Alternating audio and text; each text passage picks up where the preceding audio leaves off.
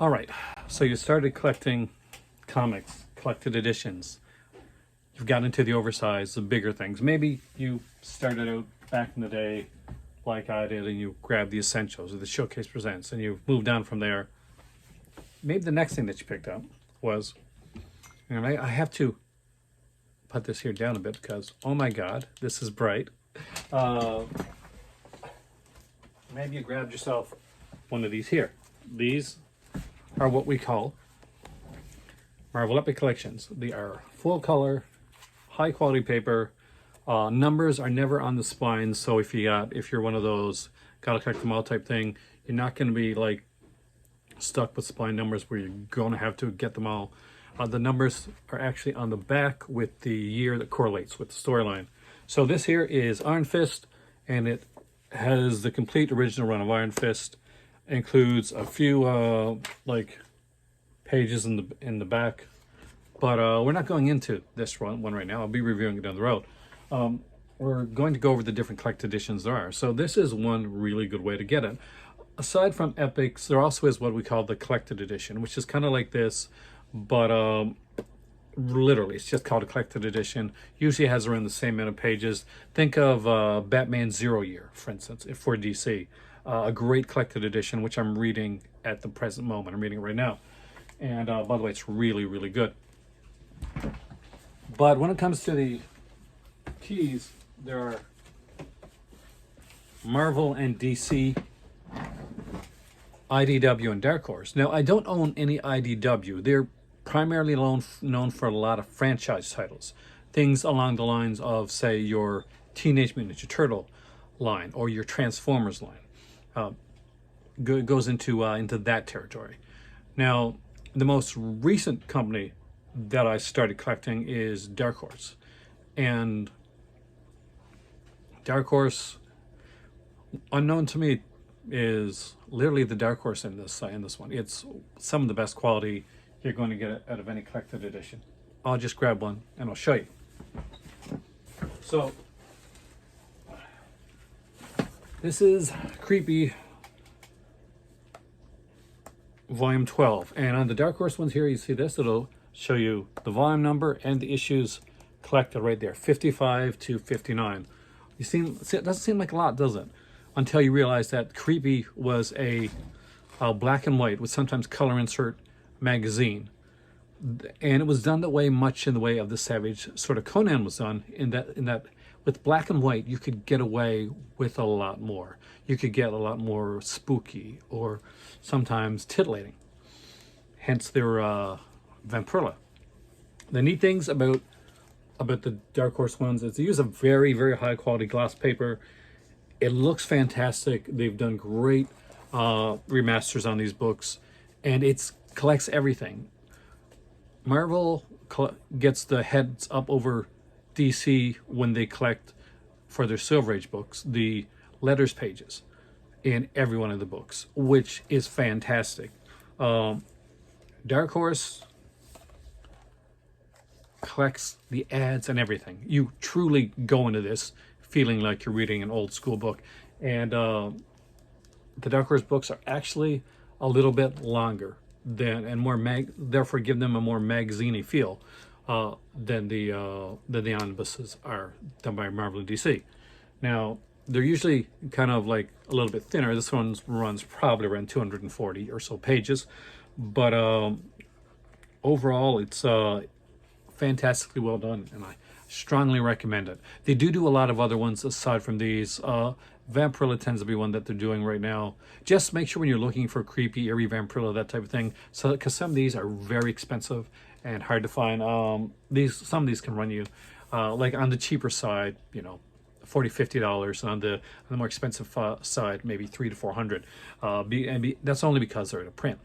But hopefully that'll be something that'll be rectified in the future, because Dark Horse did a run of EC Archives comics. So if you like Tales from the Crypt, Haunted Fear, Shock Suspense Tales, they did a bunch of those. And now they're doing the kind of the floppy versions, like the soft covers, which I am collecting. I've collected the one for, I think, A Haunted Fear and Tales from the Crypt Volume 1. I still have to get Volume 2.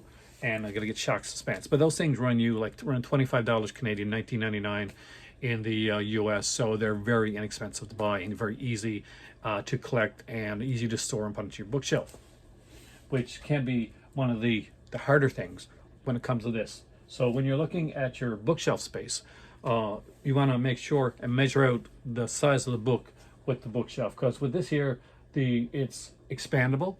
So say, for instance, I'll show you something here. This here shelf will not hold this book. It's not going to fit in there if they're putting it in flat, and putting it in flat for any length of time is going to hurt the spine.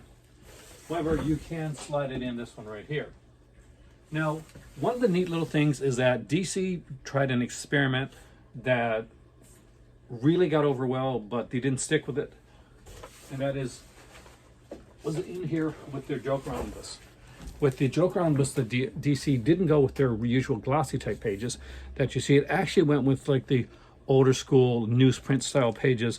And at first you think that might be lesser. But one, comes to a sturdier volume. The remasters and the colors definitely looked better. And there's the Neil Adams book that was out there that had like a bunch of recoloring done in it. And luckily that's not in these. This is you get the original coloring and just some great work in here. See, your average omnibus is not going to look like this. It won't have that type of paper. This is Jeff Johns' Green Lantern, one of the greatest runs on any comic ever. As you can see, it's got a glossier paper, which suits a newer type of comic. But when it's like the Silver Age type of stuff, or Bronze Age, which is being done for the Joker, then you're looking at going into that, to get into that type of style and that type of feel. So yes, when I'm getting a modern day one, I like this, but I would like to see them do a few more experiments with that style of newsprint to see it in the future. Now, DC omnibuses and Marvel omnibuses, even if the pages are similar or smaller, you're going to notice that some of the newer Marvel ones look to be a bit thinner, even though the pages tend to be more than some of their DC counterparts. This is one of the beasts of DC, but it's not the biggest one. Around 15 to 1600 are the biggest page counts so far in the omnibuses. Now, this one here is Spider-Man with by David Michelinie and Todd McFarlane, and the initial book would have been a bit bigger when it comes to this one. This one here runs in about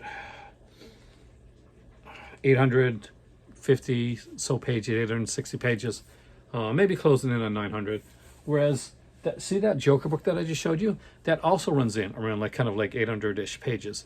And look at the massive difference in the size. One of the biggest things that you're going to notice, and some people do get bothered by this with some of the newer Marvel omnibuses, is that the pages that they're printed on are thin, and they've done that to to try to keep the cost down. But the price of omnibuses have gone up, so doesn't really make too much sense. But I guess trying to save space on your bookshelf as well. And I have no problem with it. There has been no like ones where it's been glaringly where you couldn't read it or anything like that. It's actually been pretty good. And it's a twist on the way this started. When these started being made, Marvel was known as the penultimate maker of an omnibus. DC was falling behind. Their spines were horrible. Like things would fall out. Now it's kind of switched around a bit. Marvel still does fantastic omnibuses, though the paper isn't as good as it used to be. And DC is known for giving a more prestige style to their omnibus. And I never would have thought that or said that. That being said, I do love a lot of Marvel stuff. So I have a much higher Marvel collection than I do as a DC collection in my shelves. And there's all kinds. There's types for anybody. So if you want stuff for younger fans, you can grab them something like the Star Wars Droids and Ewoks omnibus. It is at a print, but it does tend to be a fairly inexpensive omnibus to get. You know what a really neat one to get though for your burgeoning readers out there, and hopefully get some interest in reading the actual books too, is this is a fantastic one right here. Marvel did this thing called Classics Comics, otherwise known as Classics Illustrated. See, they took the the classic novels, stuff like Treasure Island, Last of the Mohegans, The Odyssey, Ivanhoe, Food of the Gods, Kidnapped, Pit and the Pendulum, and other Edgar Allan Poe stories, and they did at least 65 page comics out of them with some fantastic artwork. And this collects that entire run. So if you ever want to get your kids into some of the classic stuff, here is a great way to do it, and with great artwork as well. What's really neat too is there is usually a pinup and a one-page kind of biography on the author that wrote the story. So you get a little bit of context that way, but it's not done in a way that is going to bore you. It's kind of a nice historical reference to it. Anyway, that's a start on looking at and collecting in the oversized format. There's other formats and companies that we're going to go through, but not tonight. Here's just like a kind of a start on it. We will go into the different various ones that I recommend collecting. I'll go through the things that everybody should have, the keys that everybody should have in their collection, whether it be Chris Claremont's Uncanny X-Men run, or Peter David's on-sparring run on the Incredible Hulk, or if you're a DC person, Grant Morrison's run on Batman, and Jeff Johns' run on, well, pretty much everything Jeff Johns did, particularly Green Lantern and the Flash. With that being said, thank you for joining me today here in the Call to Comics. My name is Aaron. Hope you've enjoyed this. And remember, there is always another comic, there is always another book, but there is only one of you. So treat yourself well, be kind to others. It'll come back to you in spades, and have a fantastic night. I'll see you next time right here in the library in the Call to Comics.